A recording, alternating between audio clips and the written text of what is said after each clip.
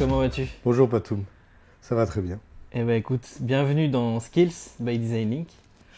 Donc ici on parle des compétences du 21e siècle, des compétences pour travailler, vivre, s'épanouir dans ce monde de mutation et de transformation, mais aussi de rupture et d'incertitude. Donc chez Skills on s'intéresse à la diversité des modes de pensée, pensée créative, pensée critique, pensée complexe, mais aussi les capacités d'apprentissage, capacités de résilience et bien d'autres.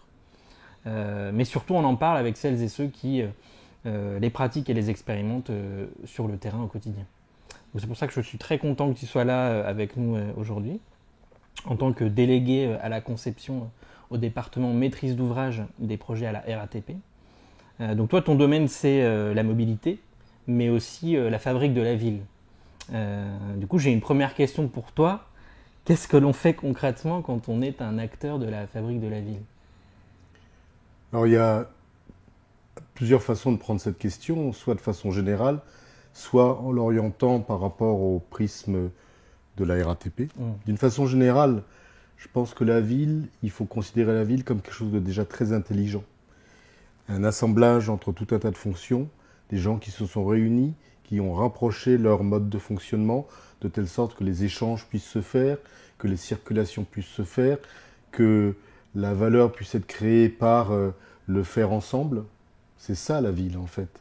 Et puis de fait, cette ville, c'est devenu un objet architectural, urbanistique, qui a une certaine esthétique. Et à Paris, on n'est pas en reste, c'est une belle ville. Sûr. Donc la ville, c'est tout ça. Et nous, RATP, on est un acteur historique de cette ville-là, pas que Paris, également toute la région. Et on hérite de pratiques qui viennent de prédécesseurs qui ont vraiment été visionnaires et qui ont fait de telle sorte que la mobilité par le transport public à Paris a une certaine valeur. Et si on a une approche design par rapport à ça, il est important de maintenir la valeur et de continuer à la créer, faire de la valeur contemporaine. D'accord. Voilà. Et concrètement, du coup, pour toi, à la RATP, en quoi ça consiste, par exemple? Alors, le monde du design est un monde qui est, on va dire, nouveau par rapport à un domaine très technique, très physique. Faire fonctionner des bus et des métros et des trams dans un système où, par exemple, il y a de la sécurité ferroviaire, c'est d'abord une histoire d'ingénieur. Ensuite, dans un patrimoine qui a plus de 100 ans d'âge pour le métro, c'est une question de mainteneur. Et puis, il y a les dizaines de personnes qui font tourner le système, c'est les exploitants. Donc, le design là-dedans a été introduit formellement dans l'organigramme il y a une trentaine d'années. D'accord. Il préexistait déjà. Je vais expliquer une anecdote juste après qui est intéressante. En fait, on est en pression sur la culture classique de la RATP et on essaie de faire de telle sorte que les différents métiers puissent aboutir plus rapidement à un résultat perceptible par le voyageur. Ce qui nous motive, c'est le fait de, au travers des systèmes complexes, de projets ou même de processus, c'est que le client final se rend compte tout de suite d'une différence, de quelque chose qui est plus proche de chacun et qui fait qu'on entretienne une relation de familiarité, d'usage, d'affection avec le système de transport qui pourtant provoque une expérience qui parfois est assez rude. Et l'anecdote que je voulais citer, c'est celle des entrées Guimard du début du XXe siècle. Il se trouve que lorsque le métropolitain a été imaginé et qu'il a été construit par la société qui s'appelait la Compagnie du métro parisien, la CMP, il y avait beaucoup de campagnes de presse qui décriaient le métropolitain, qui disaient « Bon, les Parisiens ne se déplaceront pas en souterrain comme des rats. » Et le patron de la CMP a eu un coup de génie, c'est d'appeler Adrien Guimard, donc le chantre de l'Art Nouveau, donc un concepteur, un designer, je dirais, mais à l'époque, ce mot n'existait pas, donc il était architecte d'art, à fabriquer, à concevoir le système d'entrée de métro. Il a considéré les entrées de métro comme un média qui parlait aux gens qui étaient aussi en surface. Et ce qu'aujourd'hui, en 2021, on considère comme une vieille chose, tout à fait respectable, les entrées de métro au Guimard, en fait, était un manifeste d'art contemporain. Acteur du changement, Voilà. conduite du changement pour les Parisiens, quoi. Et donc, Besnard était le premier design manager des transports parisiens qui a fait appel à un concepteur d'exception pour créer quelque chose qui n'a pas été aimé, puisqu'il y a eu 165 entrées, il n'y en a plus que 87 aujourd'hui, mais qui maintenant représente quelque chose qui a une valeur, puisque c'est classé monument historique, et même il y en a 5 dans des villes du monde. Ça a été exporté à la demande de ces villes. Donc on voit bien que en fabriquant un morceau de ville qui s'appelle une entrée de métro, une bouche de métro, en fait, on crée bien plus que de la fonctionnalité. On crée un imaginaire, on crée une appartenance, une culture, et c'est la responsabilité des entreprises de transport comme la RATP. Ça, c'est extrêmement intéressant parce que récemment, la RATP a reformulé sa raison d'être, qui est notamment qui se finit par s'engager chaque jour pour une meilleure qualité de ville. C'est quoi la qualité de ville? Bien, la qualité de ville, c'est une nouvelle expression. Et j'aurais beaucoup de difficultés à donner une définition très courte. Il n'empêche que le fait de créer une nouvelle expression en français interroge, et comme elle a du sens, elle provoque des changements de posture, des changements de regard sur ce que c'est que la ville et sur le rôle de la RATP. Cette raison d'être a été concoctée, aidée par des consultants, mais surtout à partir d'une remontée de dizaines de milliers de collaborateurs de la RATP qui ont donné des idées, qui ont été classées en 8 domaines. Ces 8 domaines ont été assemblés et il a été choisi cette raison d'être qui, tu vois bien, n'est pas ancrée sur l'unique mobilité, oui, mais qui est ancrée sur le fait que cette mobilité provoque quelque chose de bien à la ville. Et on va dire schématiquement qu'il y a 2 domaines. D'abord, en créant de la bonne mobilité, on a un système de circulation. Une ville, c'est un lieu d'échange, donc si on ne peut pas y bouger, ça ne marche pas. oui. C'est la première raison d'être classique, je dirais. Mais en fabriquant tous les artefacts du transport, c'est-à-dire les stations, les gares, les véhicules, les signes, tout ce qui fait sens et ce qui est perçu par les populations, aussi bien les Parisiens, les Franciliens, mais les visiteurs, qui remarquent tout de suite la particularité de Paris. Paris a un parfum différent en matière de transport public. Par exemple, les stations de métro à voûte blanche avec les quais latéraux. Un jour, une Américaine m'a dit « Oh yo, that's so Parisian ». Je lui dis « Why ?» Et elle me dit les quais latéraux, la voûte blanche. Peu à peu, ça m'a interpellé. J'ai regardé avec des collègues ce que ça voulait dire. Et sur les 180 métros du monde, il n'y en a pas plus de 10 qui sont sur cet archétype. Donc en fait, on est sur un objet architectural extrêmement original, culturel, qui a une force. Donc c'est pour ça que dans toutes les opérations de modernisation du métro, on ne veut pas le nier, on cherche à le valoriser par la lumière, par de nouveaux matériaux, par une clarification des espaces.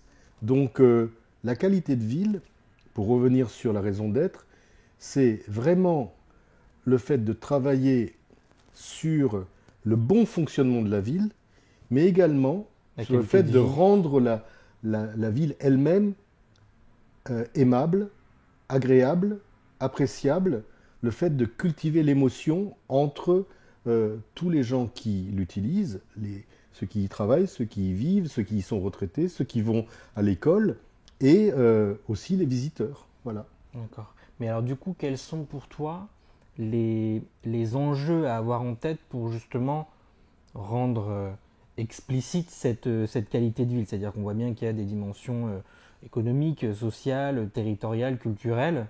Donc qu'est-ce qu'il faut prendre en compte, qu'est-ce qu'il faut avoir en tête quand on conçoit quelque part, quand on se projette dans cette qualité de ville?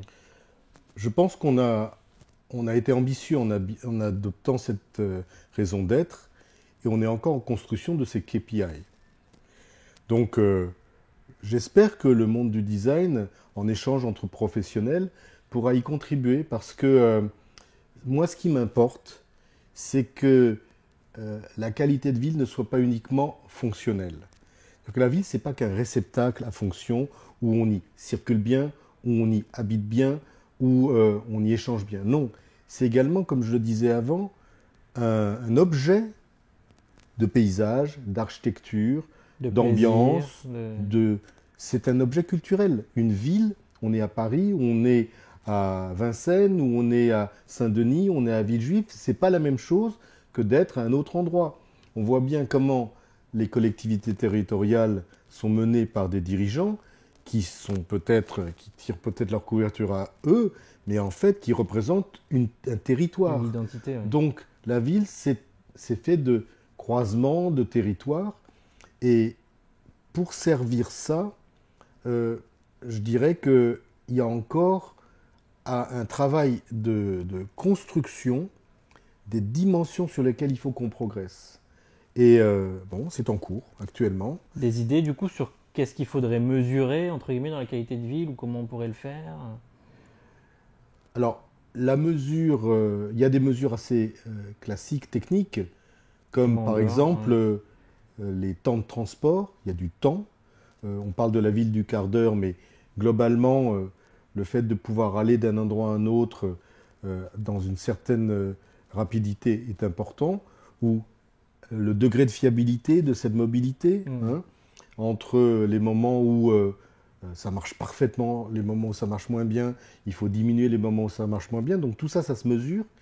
Et puis l'enjeu, c'est d'arriver à rendre mesurable ce qui est un peu indicible, ce qui est trop qualitatif, ça n'aime pas les chiffres, mais il va bien falloir qu'on trouve une façon de le mesurer. Parce que on voudra se mesurer justement dans la progression là-dessus. Oui, c'est un chemin. Fabriquer du coup la ville pour la RATP, c'est aussi concevoir des objets complexes, des pôles d'échange urbains. Alors, moi je vais dire autrement dit des gares. Toi qui es à la conception du coup dans un département de maîtrise d'ouvrage, comment est-ce qu'on fait ça? Comment est-ce qu'on imagine, comment est-ce qu'on conçoit un objet aussi complexe quelque part qu'une gare? Alors c'est intéressant que tu parles des gares, parce que la plupart des politiques de mobilité des villes du monde parlent d'abord de lignes. Au lieu de parler des points, on parle des lignes. Il faut fabriquer de nouvelles lignes, il faut prolonger les lignes. Le Grand Paris Express, c'est 200 km de lignes. Le Grand Moscou, c'est 2 nouvelles circulaires. En Chine, il y a eu 22 nouveaux réseaux de métro en 25 ans. C'est chinois, c'est dingue. Bon, partout, on fait des lignes. Ou alors, on prône les technologies. Le numérique qui permet de provoquer les véhicules autonomes, le digital qui permet de faciliter l'appréhension par les clients du système de transport, parce qu'on appelle du MaaS, Mobility as a Service. Bon, on est sur des technologies, on est sur de la vitesse, on est sur des lignes. Mais les lieux, là où les voyageurs sont en pain point par définition, puisque c'est eux qui bossent en montant les escaliers, en marchant ou en attendant un bus, tout ça. Oui. Et ben les pain points, ces pain points-là, ils ne sont pas assez sur le haut de la pile des priorités. Et je dirais même que du point de vue des pôles d'échange dont tu parles, ils sont même dans une sorte de zone d'ombre des politiques européennes. Je sais que la Commission européenne travaille à ça, pour reflécher du budget pour l'amélioration des points. Parce que si on veut que le continent européen soit un continent continu, il faut bien que ces moments d'articulation deviennent fluides. J'avais un prédécesseur à la RATP qui était dans une autre fonction qui disait « Moi, je m'occupe de la défense. Aujourd'hui, on dit « Mince, je dois changer à la défense. Demain, j'aimerais bien qu'on dise « Ah, génial, je vais changer à la défense. » Donc, cette bascule-là, elle n'est possible que si on considère le point comme un objet. Alors, le pôle d'échange, qui est un mot qui était usité, disons, il y a une dizaine d'années. Aujourd'hui, on commence à parler plutôt de hub urbain. Avant, on parlait de complexe d'échange, avant, on parlait de correspondance. Il y a toujours eu des mots un peu complexes pour tourner autour du pot. L'anglais a l'avantage d'avoir le mot interchange. Les Espagnols ont inventé intercambiador. Bon, nous, on n'a pas ce mot-là. Donc, on a du mal à définir cet objet. Et par un regard de design, on se rend compte que l'objet, il est très composite. La plupart des pôles d'échange aujourd'hui sont le résultat de juxtaposition, voire d'addition, et pas de combinaison, voire de superposition. Et quand on ajoute les choses les unes à côté des autres, on crée de la distance. J'ai souvent l'habitude de rappeler cet exemple un peu dingue. Gare Montparnasse, tu arrives du Mans en 55 minutes en TGV. Si tu es dans la dernière voiture, pour atteindre le quai de la ligne 4, tu vas mettre 20 minutes. 55 minutes pour 220 km, 20 minutes pour 600-700 mètres. Bon, comment aurait-on pu faire autrement? Comment on aurait pu faire autrement? Je ne sais pas. Il n'empêche que ces 20 minutes-là, elles ne sont pas agréables. Ouais. Donc, la stratégie sur les lieux, c'est de transformer le défaut en vertu. Et là, il y a des modèles plutôt asiatiques, où les gares ne sont pas que des gares, où il y a des centres commerciaux. La SNCF a modifié la gare Saint-Lazare. Les Allemands à Leipzig ou à Cologne ont des gares centres commerciaux. Il faut voir qu'en Allemagne, jusque dans les années 90, le samedi, c'était le Kurzer-Samstag où à 13h30, il n'y avait plus de commerce. Ouais.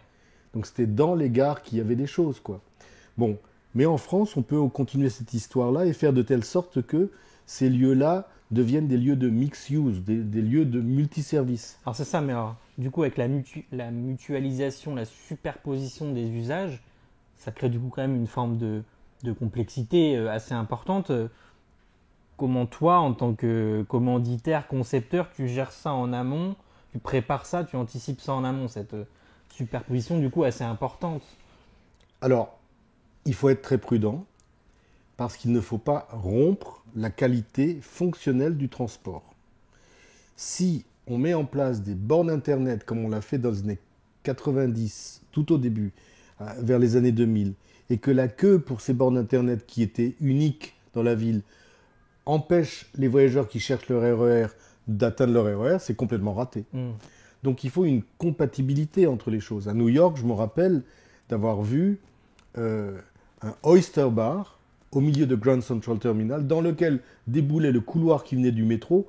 Donc c'était n'importe quoi. L'expérience n'était pas terrible. Ouais. Des gens qui mangent des huîtres à côté des gens qui rentrent chez eux, ça va pas, quoi. Bon. Donc il y a une sorte d'alchimie précise à avoir dans une approche de grande qualité architecturale, on dirait du architectural design ou du design de service, pour faire de telle sorte que la mobilité, la qualité du transport soit maintenue. Après, il faut rechercher également la solvabilité de toutes ces fonctions par la profitabilité pour les partenaires.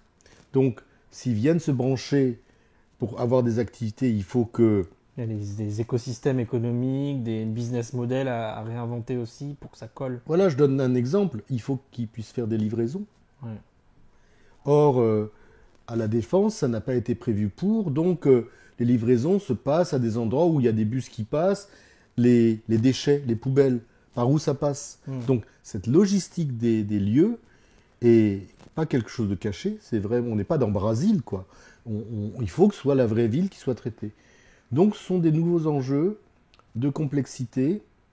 Mais complexité, ça ne veut pas dire compliqué. Complexité, ça veut dire fait de plein de morceaux dont le tout a un sens. Tissés ensemble. Ouais. Étonnamment, on oublie de penser que complexe et compliqué ont des sens opposés. Compliqué, c'est fait de plein de morceaux qui n'ont pas de sens. Et complexe, c'est fait de plein de morceaux qui ont un sens. Donc, il s'agit de fabriquer des ensembles complexes, intelligents. Mais pour ça, ce qui est très important, c'est de disposer d'une bonne gouvernance. Parce que, en fait, il y a des frontières dans ces lieux-là. Et quand on fait une approche par le design de service, on s'aperçoit qu'il y a quelque chose qui est très important pour le client, c'est la continuité du parcours. Or, si les différents touchpoints, si les différents morceaux de service ne collent pas, s'il n'y a pas de continuité, si c'est sans couture, bah c'est le voyageur, c'est le client qui va rabouter. Donc il va râler au bout d'un moment.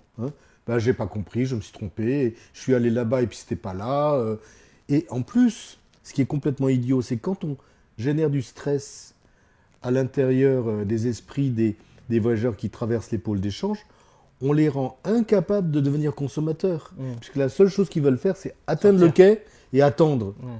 Un peu comme attendre. Alors que si ils ont une certaine certitude de l'usage de leur lieu, les commerces ou des lieux de consommation s'ouvrent à eux et peuvent devenir profitables pour les opérateurs.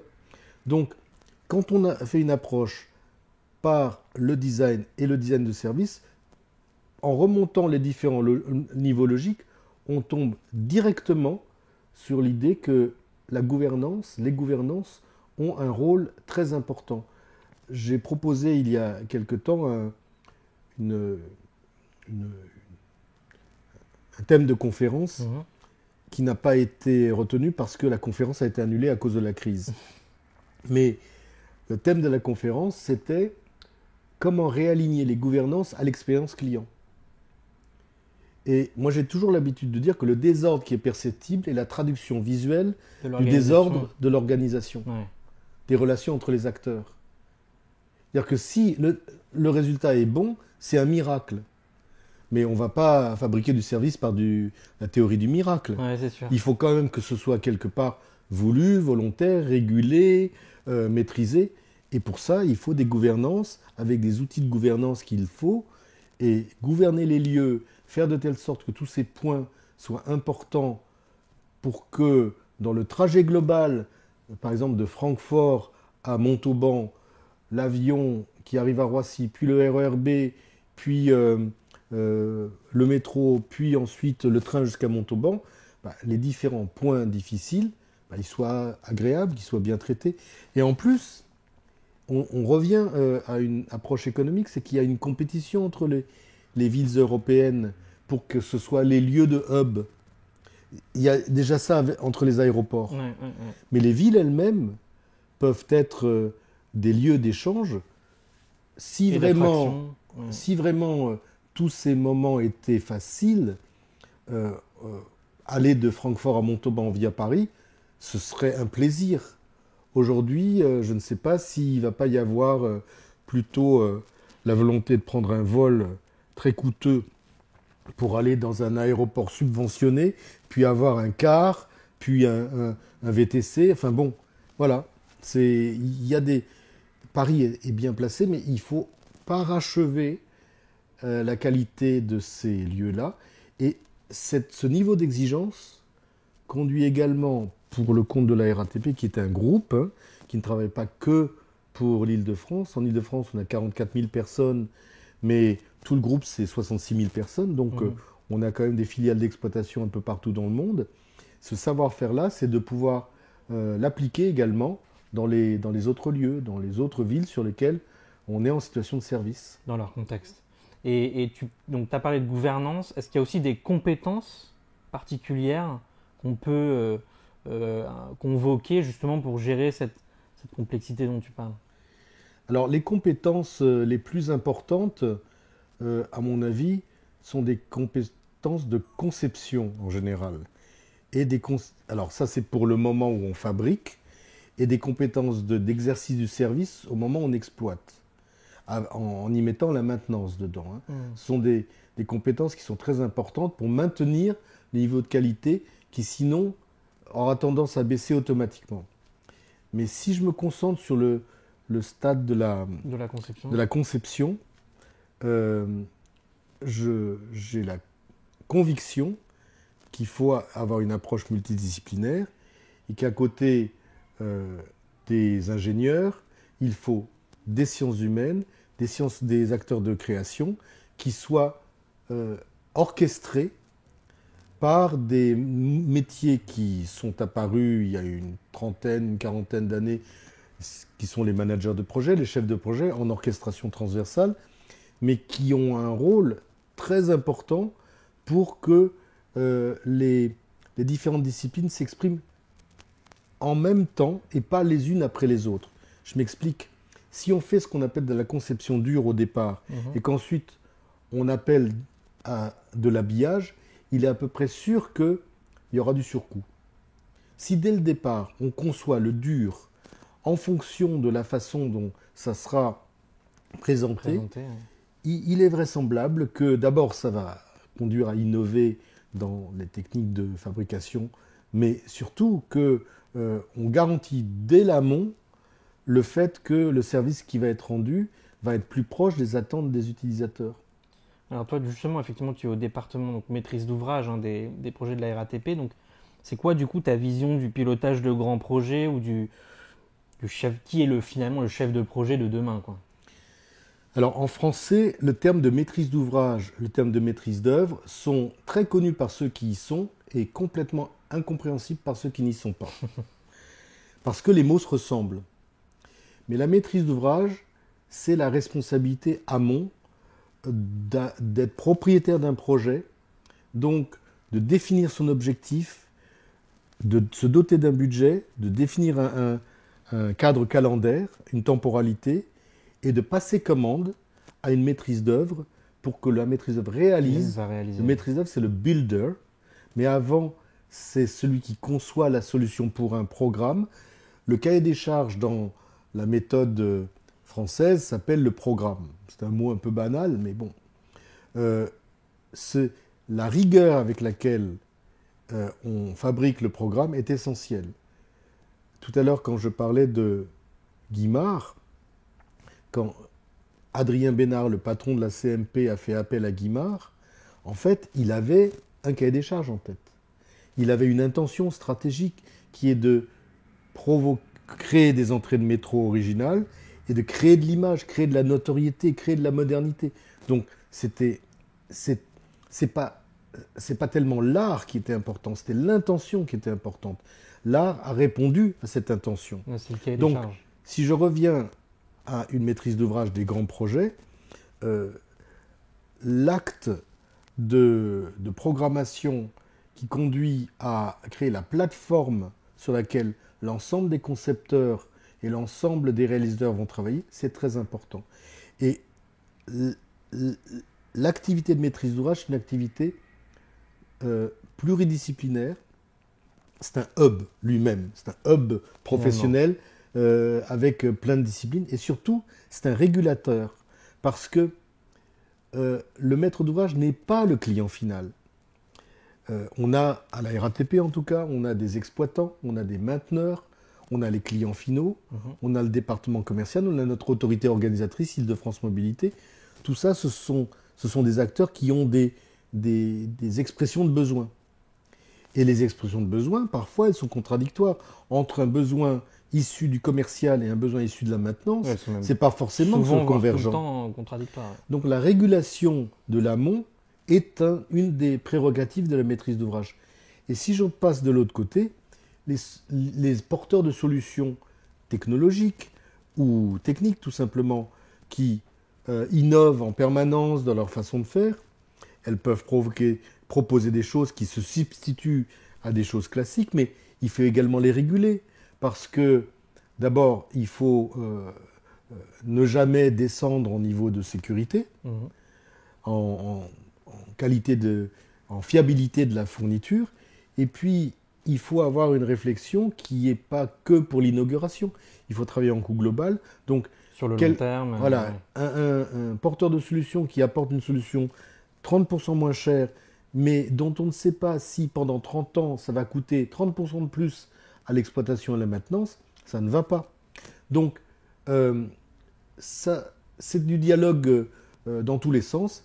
Et la maîtrise d'ouvrage, si j'ai utilisé le nom de hub, c'est pas pour rien, c'est vraiment un lieu où chaque individu va avoir à se poser des questions de de régulation de l'amont et de l'aval. Et là-dessus, je pense que ça c'est un métier qui est vraiment très important, mais que un regard par le design, Oui, c'est-à-dire c'est ça, en qu'est-ce qu'apporte le en design? rappelant là-dedans finalement la part importante de La la question. perception par le client final, Ouais. c'est vraiment très important. Parce que sinon, C'est la euh, projection dans ce que sera, in fine, l'expérience vécue par le client final. oui, je pense que c'est important que les acteurs au cœur d'un projet aient ça un peu comme image obsessionnelle. Qu'est-ce que ça va donner quand ça va être terminé? Comment est-ce que, par exemple, ma famille, mes amis vont pouvoir me dire des choses? Et j'ai un souvenir très marquant. J'en ai Ouais. plusieurs comme ça. Il se trouve que j'ai travaillé il y a très très longtemps sur des sujets de matériel roulant. Et après avoir euh, conduit, alors j'étais pas en maîtrise d'ouvrage, mais j'étais quand même commanditaire. C'était pas moi le designer. Je faisais travailler des designers. Après la mise en service, je me rappelle d'un SMS d'un ami qui me dit merci Yo. Alors c'était pas moi, Ouais. mais ce SMS, je m'en souviens très bien. Cet ami était en situation d'utiliser pour la première fois le matériel de la ligne 2, le MF01. Il a dû avoir une impression Donc positive, une rame de métro. oui, et je lui en avais parlé, et il a dû ressentir quelque chose jusqu'à ce qu'il envoie ce SMS. Bon, j'ai d'autres exemples comme ça. Je ne veux pas me mettre en avant moi, Mm. mais je sais que ce sont des moments où on se sent très utile. Très utile. Et là, dans l'orchestre, enfin, pas l'orchestration, mais dans l'ensemble des acteurs qui ont concouru à ce matériel roulant, je pense que le collaborateur qui est avec moi, qui pendant des années a fait pression pour que le projet du designer qui était avant-première soit maintenu, soit conservé, soit... évidemment, il fallait qu'il soit transformé, qu'il devienne réalité, mais qui a fait pression, il a joué un rôle très important. Très clair. Très clair. Du coup, on parle finalement aussi de la capacité à problématiser, à poser les bonnes questions, à savoir poser les bonnes questions. Cet art, finalement, comment on apprend à faire ça comment on développe cette compétence efficace? Je ne sais pas si ça s'apprend, parce que bizarrement, je suis plutôt dans mes dernières années de travail à la RATP et je fais encore des formations et j'apprends des techniques de facilitation, des techniques de travail collectif, mais je pense qu'il y a des gens qui n'aiment pas ça. Donc c'est pas la peine. Faut aimer poser les questions finalement. Faut aimer être ouvert à des questions qui peuvent déranger, rebondir sur des avis, rebondir sur la confrontation entre des avis différents, en faire quelque chose, parce que si on est bardé de certitudes, c'est difficile d'avancer là-dessus. Bien sûr, il faut avoir des convictions, mais ces convictions doivent être très, très profondes, et après, on ne peut pas imposer son avis par rapport C'est aux ça, il autres. y a une forme d'ouverture, d'humilité, de dialogue, d'écoute. Je ne veux pas utiliser trop facilement le terme d'humilité parce que il peut être un peu démagogue. Hmm. Non, je pense que c'est une attitude d'ouverture et d'écoute, mais en même temps de synthèse. Hein. Analyse et synthèse en même Il y a temps. dans la proposition, Voilà. voilà. Parce qu'il faut toujours rebondir. C'est pas la peine d'avoir écouté tout le monde si c'est pour que tout le monde se sépare en disant mais qu'est-ce qu'on a fait Oui, aujourd'hui? c'est ça, il faut oser proposer quelque chose à Voilà, la fin. il faut Ok. reconverger. C'est l'histoire du double diamant, où Exactement. on ouvre, on referme, on ouvre, on referme. Refermer est important, et là, il y a un engagement de responsabilité de la part de quelqu'un qui assume un leadership.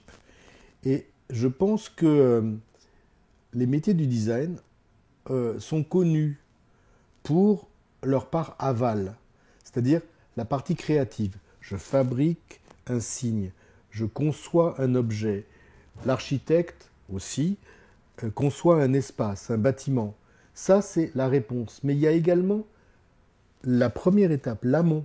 Comment il problématise, comment il se fabrique sa plateforme de questions pour pouvoir faire cet aval.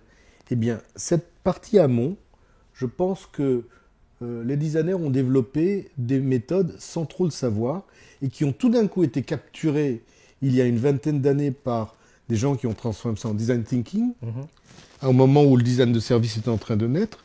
Et aujourd'hui, on se rend compte que c'est sacrément utile pour un peu remettre en cause des processus de certitude qui ont conduit modèles, parfois à des échecs. À des aberrations. Donc, le fait de remonter en amont piloté par la perception, c'est pas nul. C'est-à-dire que dès le départ, on va se poser la question de la façon dont quelque chose qu'on est en train de concevoir va être utilisé, va provoquer un effet. Moi, je cite souvent Armand Hatchuel, qui est professeur aux mines et qui vraiment a aidé beaucoup la RATP il y a une vingtaine d'années dans la conception de ces méthodes innovantes. Et il y a un texte de lui qui est très important, je ne sais plus quel est le titre exact, mais de la parure à la pointe, ou je ne sais plus comment ça s'appelle, mais il dit quelque chose qui était pour moi déterminant. À un moment donné, quand j'ai compris ce qui était écrit dans ce texte, quand il me l'avait expliqué, je me suis dit, bah oui, je comprends tout, je comprends pourquoi les gens ne se comprennent pas. En fait, le designer ou l'architecte et l'ingénieur sont tous les deux des acteurs de la raison conceptrice. C'est-à-dire qu'ils raisonnent pour concevoir. Ce ne sont pas des gens qui analysent, qui écrivent une critique et qui s'en tiennent là, quoi. Ils avancent. Sauf que l'ingénieur va cacher ce qu'il conçoit par le calcul et le designer va le concevoir caché par la forme. Et si l'un et l'autre ne remontent pas au concept qui sous-tend la forme qu'ils ont donnée, la forme ou l'objet à concevoir, eh ben, ils ne peuvent pas se comprendre. Voilà. Et or, il n'existe pas d'école nationale supérieure du concept. Ça n'existe pas. Ça, c'est moi qui rajoute ça. Mais donc, en fait, viscéralement, moi, je suis retrouver un langage commun, finalement, qui est celui du concept. Je suis ingénieur d'origine, j'étais formé aux Ponts et Chaussées, et tout de suite, je me suis rendu compte que ça ne suffisait pas. C'est que le domaine de la certitude pouvait provoquer des incertitudes, justement, un peu plus tard. Et moi, je n'ai pas fait d'études de design au départ, je pense que j'étais formé sur le tas, mais ce qui m'a semblé très important, c'est que en introduisant ce genre de discipline qui remet les choses à plat, qui réintroduit la perception finale dès le début de la conception, on rendait les choses plus sûres et je pense même que si on le fait sincèrement, on économise du temps, des versions inutiles, donc on joue pour l'économie générale des projets. C'est ça, donc de l'argent aussi, du temps et de l'argent. Je pense, oui. Il se trouve que j'ai été commissaire d'une exposition de design au lieu du design en Ile-de-France en 2012 qui s'appelait « Sous les pavés, le design ». C'était une exposition dont le but était de voir quelle était la place des designers dans l'espace public, sachant que les espaces publics sont plutôt le lieu des ingénieurs de la voirie, des ingénieurs techniciens, des architectes, des urbanistes, des sociologues, mais pas tellement des designers. On pense toujours, le designer, ah bah tu fais ta signalétique et tu fais ton mobilier urbain. En fait, en ayant interviewé tout un tas de gens, on a conçu une exposition où on mettait en avant 8 skills, 8 compétences du designer. Et je peux t'assurer qu'il n'y avait pas que la compétence d'innovateur ou de créateur ou de mobilisateur du développement durable, mais il y avait aussi la fameuse compétence de médiateur. Et ça, c'est clé.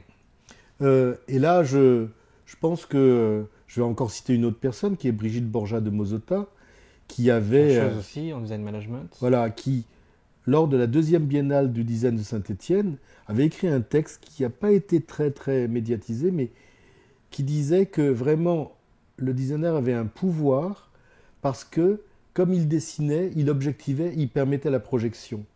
Mais j'en ai tiré, moi, l'idée que quand on représentait les choses, finalement, on fait acte d'allégeance. Moi, actuellement, je suis beaucoup engagé dans le développement d'un système BIM pour la RATP. Ouais.